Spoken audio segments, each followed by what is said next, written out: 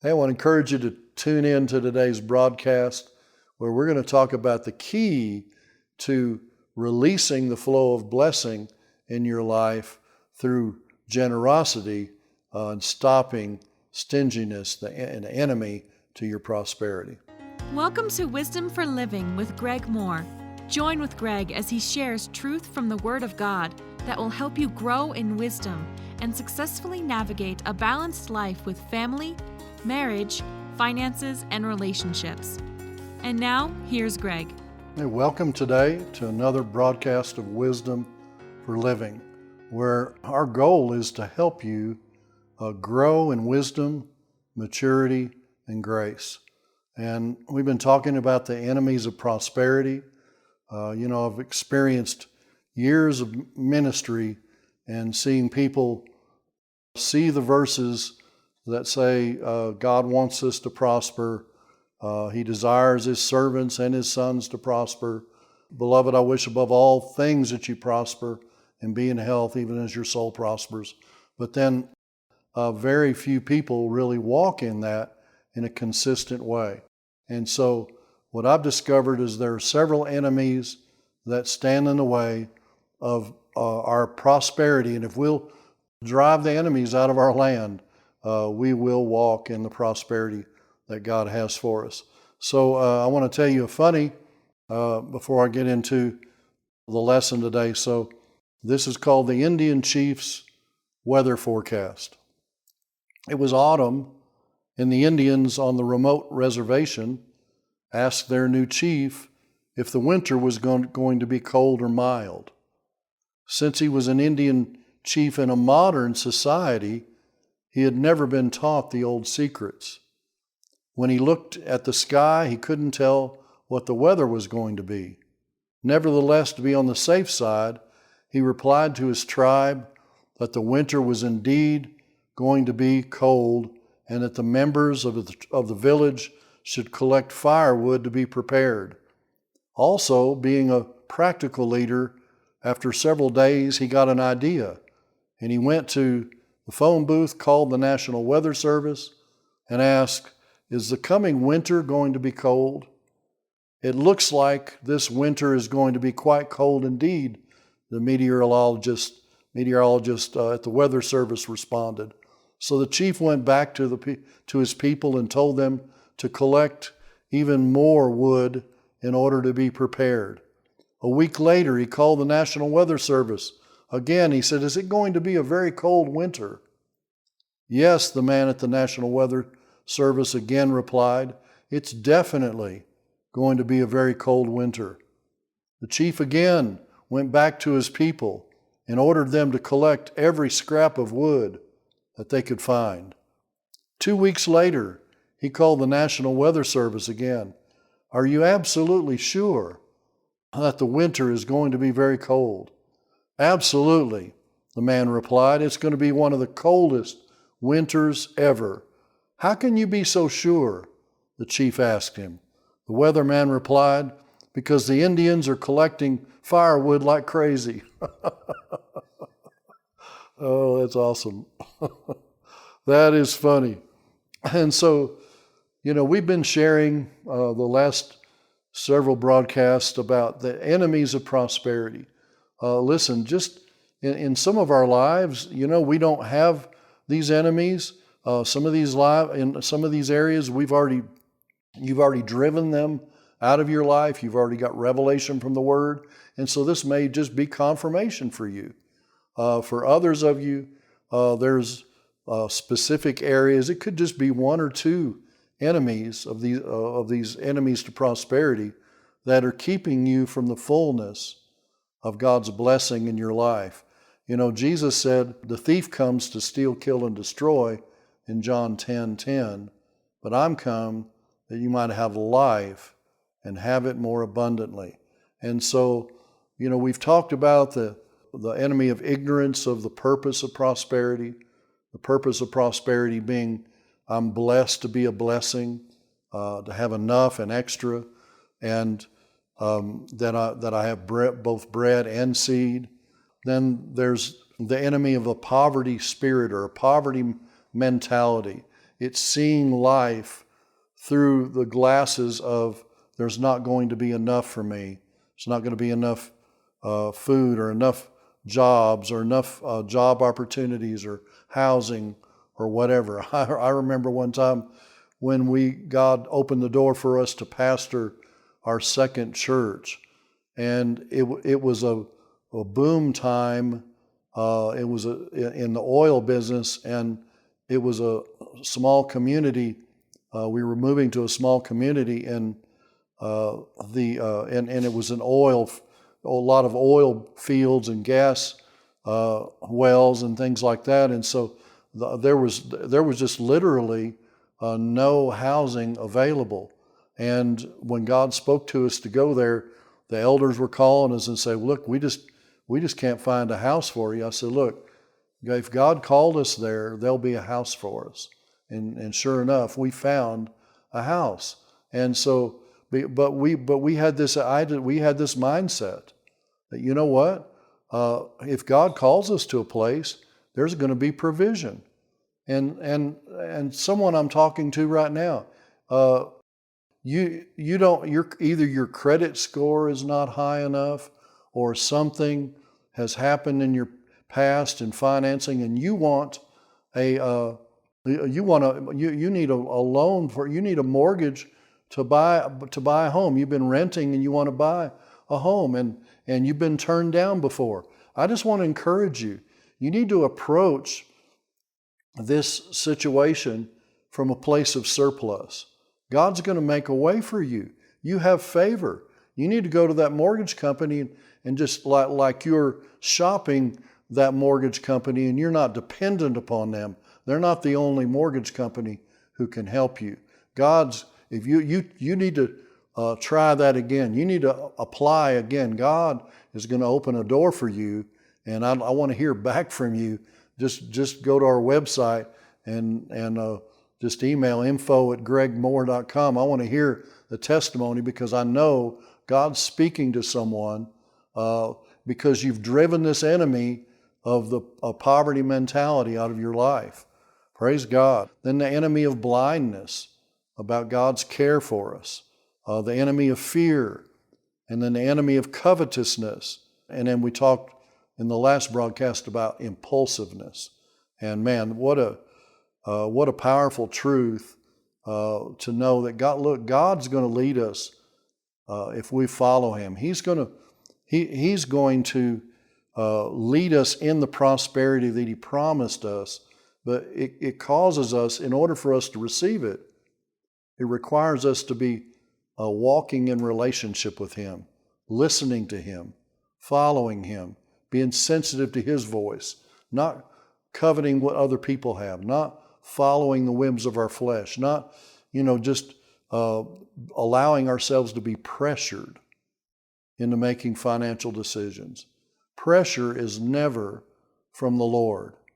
Man, Jesus' brothers tried to pressure Him in John 7 to go to the feast before the time, and they tried to pressure Him to go to Lazarus before God led Him to go. He waited.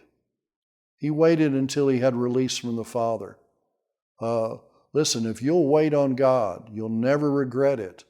You wait on Him. He's got a good deal for you. He's got open doors for you. He's got abundance for you.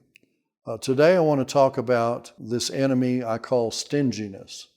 Proverbs 11:24 says, "There is one who scatters, yet increases more, and there is one who withholds more than is right, but it leads to poverty."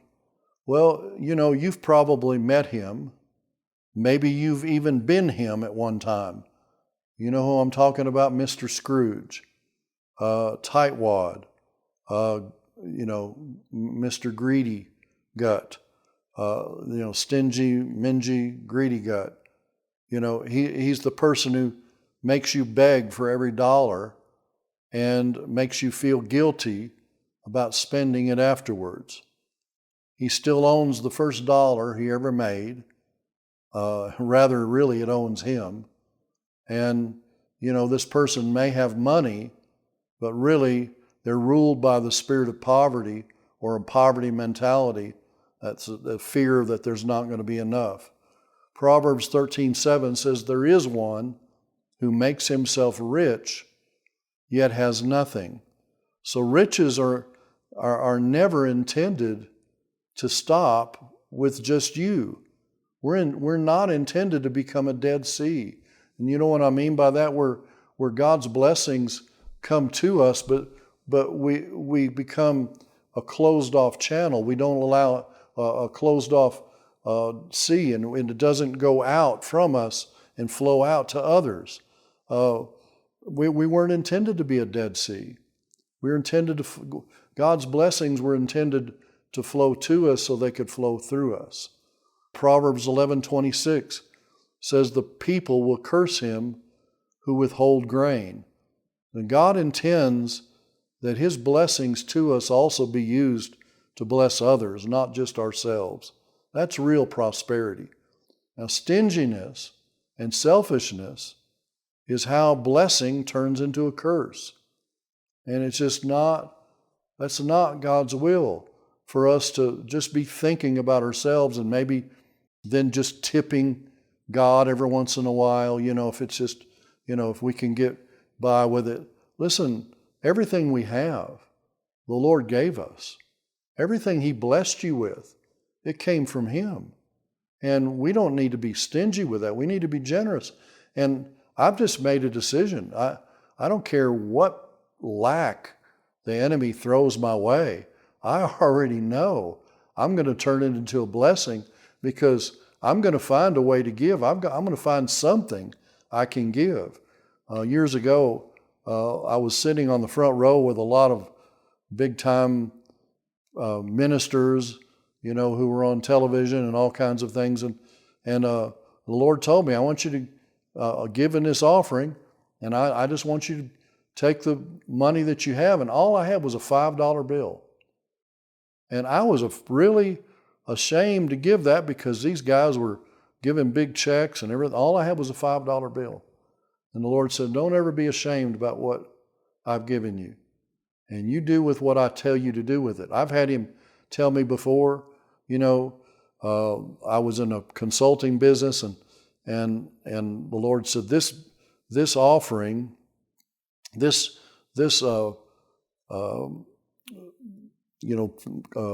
money that's going to come in from this business deal, this consulting fee, it belongs to this particular ministry. And so I thought, well, that's fine. I didn't think I would get it. But sure enough, it came through. I mean, I was ushered right in to talk to the president of the company. We got the deal, and the money came in. It was over $4,000, close to $5,000. And my family could have used that, but God already spoke to me. I want this to go to that ministry. So we gave that to that ministry, and that ended up being one of the greatest blessings for that ministry. They were believing God to go to the largest church in the world in South Korea at that time. And then we connected with them, and they were a blessing in our church because we just decided, Lord, whatever you tell me to do with it, we'll do that with it. I've had him I've had the Lord give me large offerings before and said, this is for your family and for a vacation for your family. I don't want you to give this. This is bread for your family. And so he'll give us bread and he'll give us seed.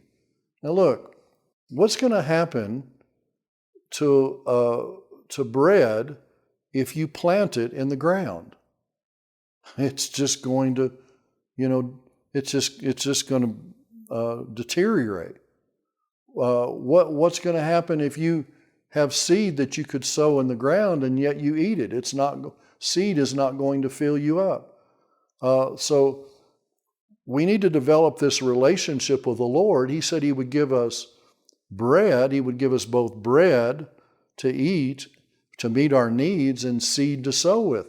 Well, how are you going to determine what part of the revenue that comes into you is bread and what part is seed? that you have to go inside your relationship with the Lord. And you say, all right, God, if money comes in now typically I'm going to, unless it's some designated gift to me for a reason, we're going to give 10% off the top, and then we're going to save money with it, but then we're going to pay our bills. But if it was a large gift, then what do I do with it? Part of it's to meet your needs, and part of it is to sow with. And God, what do you want to do with it? How do you want me to steward what you've given me? God so loved the world that He gave. And that word give there, that God so loved, is agape. God so loved the world that He gave. He unconditionally loved us in such a way that He gave His Son. And you and I, as He is, so are we in this world. By nature, we're givers. We're givers. We weren't created to hoard it because we fear. Again, if you hold on to money and that's not your shield from lack, that will actually open the door to lack. In 1 Samuel, in chapter 25, is the story of Nabal. And Nabal was Scrooge's great-great-great-great-great-great-grandfather. And I'm teasing, but he had the same kind of spirit. And Nabal was very rich, the Bible said. He was so rich that if he gave something, that most would consider a lavish gift, he would never have missed it. And David and his men had been running from Saul, and they came to Nabal's property, and they were actually protecting Nabal and his men from enemies, from wild animals, all kinds of things. And then David sent with his men to just look, could you give us some sustenance, some food, and so on. And Nabal refused David's request. And he actually accused David of betrayal of Saul. So it's quite common for stingy and selfish people to attempt to spiritually justify their failure to give and to bless others. And Nabal's name and identity meant infidel. And it's a foolish, or that means unbeliever. It's a foolish and unbelieving thing to be stingy and hold a tight grip on your money and your possessions. And his tightness of soul, in verse 37 and 38, it says, "And so it was in the morning when the wine had gone from Nabal and his wife had told him these things." See, Nabal's wife, Abigail, had heard about the fact that Nabal had refused to help David, and David was about to come and destroy Nabal and all of his men. And Abigail came and in Nabal's place and asked forgiveness and gave them food, and also spoke over David that he was that God had ordained him to be king, and so he resisted the temptation to destroy Nabal. And so when Nabal had heard that his wife had done that, his heart died within him, and he became like a stone. And what happened was, Nabal had a heart attack. Physically, that was a picture of what was going on with him spiritually. And man, the result of stinginess and selfishness is never good. His tightness of soul, his stinginess and selfishness with his possessions affected him physically and resulted in his death. It takes the Lord to show us what to do with our money. Even when we have money, how do we invest it? What do we do with it? And I just want to encourage you, it's never wrong to be generous. It's never wrong to keep an open heart. We want to keep our hearts open. 1 Corinthians 10, verse 24 says, "Let no one seek his own, but each one the other's well-being. In Philippians 2:4 says, let each of you look out not only for his own interests, but also for the interest of others. We truly are our brother's keeper, focusing on ourselves and our needs, and it's going to stop the flow of blessing in your life. Listen, I just want to encourage you, if you're born again, you've got the nature of God on the inside of you. You're not a selfish person. Now, you may have been yielding to your flesh and holding on to it out of fear, but I just encourage you. You overcome this enemy of stinginess with generosity. That's how you overcome it. I mean, my secretary in my church knew anytime, she was also over our finances, anytime that we had a financial downturn, I would have her pull out the checkbook. We're going to give to another ministry. We're going to give to another church. Whenever we were building a building, we gave to other churches that were building buildings. Proverbs 11:25 says, the generous soul will be made rich, and he who waters will be watered himself. Psalms 112 verse 9, he is dispersed abroad, he is given to the poor. His righteousness endures forever, and his horn will be exalted with honor. Generous people are blessed and influential people. They're eternity-minded, they're anointed, and they're respected people. And men and women of faith are generous people. You think about Abraham. He's an excellent example of a man of faith who had a generous spirit. He was a giver, not a taker. In Genesis 13, Abraham gave Lot the choice of the best land, and Abraham placed his relationship with Lot over his own personal gain. He allowed Lot to choose the best land. And one of the best ways to defeat selfishness and stinginess in your life is to choose relationships over financial gain. Man, I know there's people that have tried to take advantage of me and, my wife. And, listen, if you'll just choose to give that to them, if somebody's taken advantage of you, just instead of holding on to it, why don't you just give it? Now it's a seed that you've planted into their lives that'll go into your future, and God will multiply it. Don't hold on to that. Don't let your heart become hard like Nabal. Man, that's not a way to live. And Abraham let Lot make the choice. Lot chose for himself. Abraham chose the relationship over himself. And think about it, which one of the two were blessed? Lot didn't end up so good. His lot wasn't so good. But Abraham was blessed. He was increased in riches and all kinds of wonderful blessings in his life. Listen, guys, the real key to generosity is giving yourself to the Lord first. You say, God, I belong to you and everything I have. And so, Lord, you just lead me in my giving. I'm going to choose to be like you because I am like you. Just ask him to make you a blessing. And there's so many people I know that are men and women of faith that are generous. I think about Kenneth Hagin, who gave his offering to Oral Roberts to build when he was building a project that God had put in his heart. I think about my good friend Paul Milligan, who started his business in order to provide jobs for people. Man, I've started several businesses, and it was never my thought about providing jobs for people.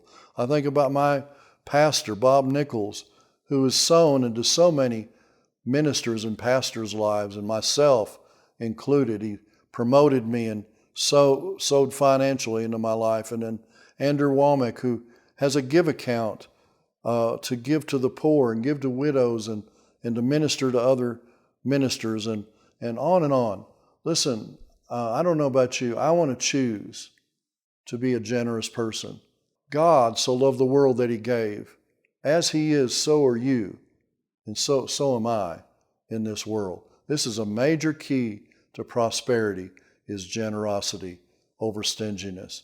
God bless you. Thanks for tuning in to Wisdom for Living. Today's teaching, Enemies of Prosperity, is available in a 5-part CD or DVD album, or on a USB flash drive containing both audio and 4K video.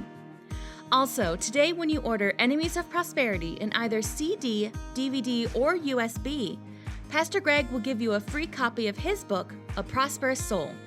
This powerful book contains biblical truths that will help you discover the key to a life of health and prosperity. Go to gregmohr.com and get your free copy of A Prosperous Soul when you order Enemies of Prosperity today. Hey, I want to encourage you today to go online to gregmohr.com and just take the step to be a partner with our ministry. If you've received from this Wisdom for Living broadcast, I just encourage you to sow toward that. We'll be keeping in communication with you. We'll be praying for you. We have free gifts to give you. Hey, we'd love to connect with you as partners to get this almost too good to be true news out to the world. Thanks for helping us. Thanks for partnering with us. If you've been blessed by today's teaching, we would like you to consider partnering with Greg Mohr Ministries. Your partnership will help expand this broadcast around the world to give people the opportunity to grow in wisdom, Christ-likeness, and grace. Go to gregmohr.com and become a partner today. On our website, you'll find Greg's latest book release, free teachings, as well as many other resources. You'll be able to access his blogs, quotes of wisdom, and funnies of the week. While there, please connect with us and let us know how you or a loved one has been blessed by this ministry. We'd love to hear from you. Remember, you can order resources or partner with our ministry at gregmohr.com or by writing to us at P.O. Box 7702, Woodland Park, Colorado 80863. We look forward to hearing from you today. Join us again tomorrow for more Wisdom for Living. God promised to prosper what we set our hand to, not what we sit on. He wants to bless us, but He expects us to do something to participate in the blessing. And God supernaturally, for example, He supernaturally provided manna for the children of Israel, but they still had to go out each day and gather it in. And so understand that prosperity, though God has given it, it does require faith on our part to cooperate with it. In Ephesians chapter 4, it says that God blesses us. He called us to work that we might have to give. That's tomorrow on Wisdom for Living.